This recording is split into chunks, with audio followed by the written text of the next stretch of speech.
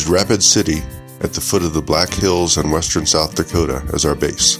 Our stops included Bear Country, USA, Mount Rushmore National Monument, Custer State Park, the Crazy Horse Memorial, and the Badlands National Park. This was our first time leaving our home in Denver, Colorado since the beginning of the COVID-19 pandemic. The parks were operating under various social distancing rules and with limited facilities.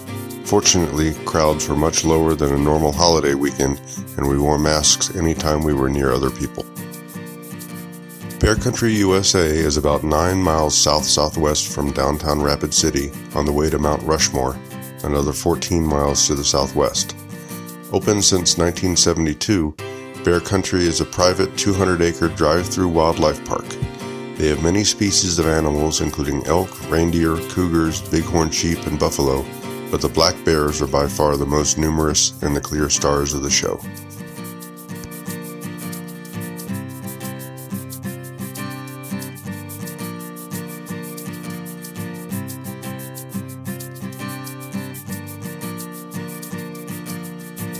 After completing the driving route in about 30 minutes, we parked the car for the walking portion of the tour.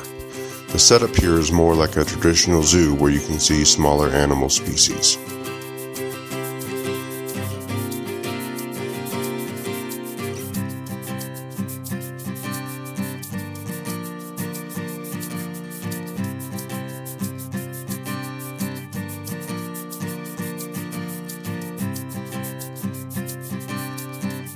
But this is Bear Country, so the black bear cubs, of course, stole the show.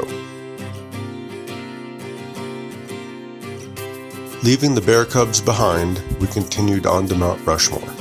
Completed in October 1941, mere months before the attack on Pearl Harbor, Mount Rushmore normally hosts over 3 million visitors a year, making it the 25th most popular U.S. tourist destination. Lead sculptor Gutzon Borglum began work on the project in 1927 that employed nearly 400 workers, but he never saw its completion as he died in March 1941, just shy of his 75th birthday. His son Lincoln picked up the mantle and finished the carving.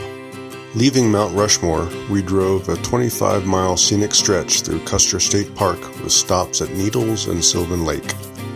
South Dakota's first and largest state park, dating back to 1912, Custer State Park covers 71,000 acres in the southeastern Black Hills.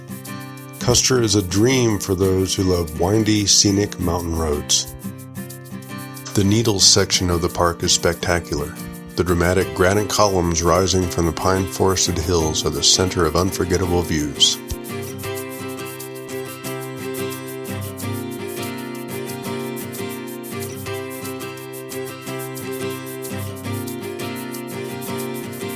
Sylvan Lake is a man-made reservoir that's an ideal spot for a picnic lunch and scenic hike.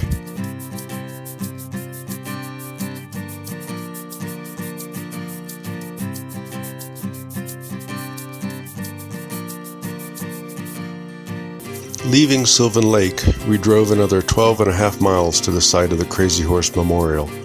The monument, dedicated to the famous Lakota war chief and conceived by sculptor Korzak Zilakowski and Lakota chief Henry Standing Bear, has been under construction since 1948.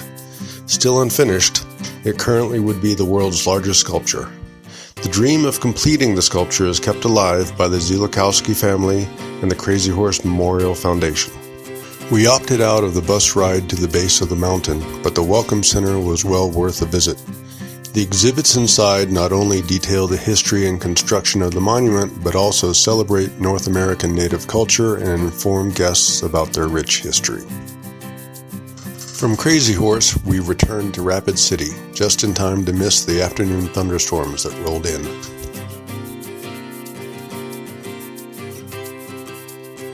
After dinner, we headed east about 75 miles along Interstate 90 to the eastern entrance of the Badlands National Park.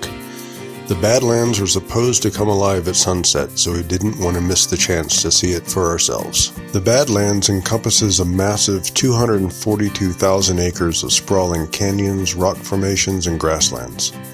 We drove through a very small part of the park along a 38-mile scenic byway that circles back to I-90 at the town of Wall.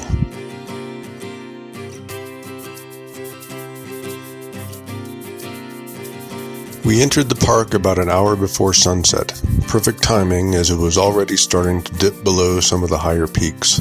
The final rays of the day gave us some absolutely spectacular views.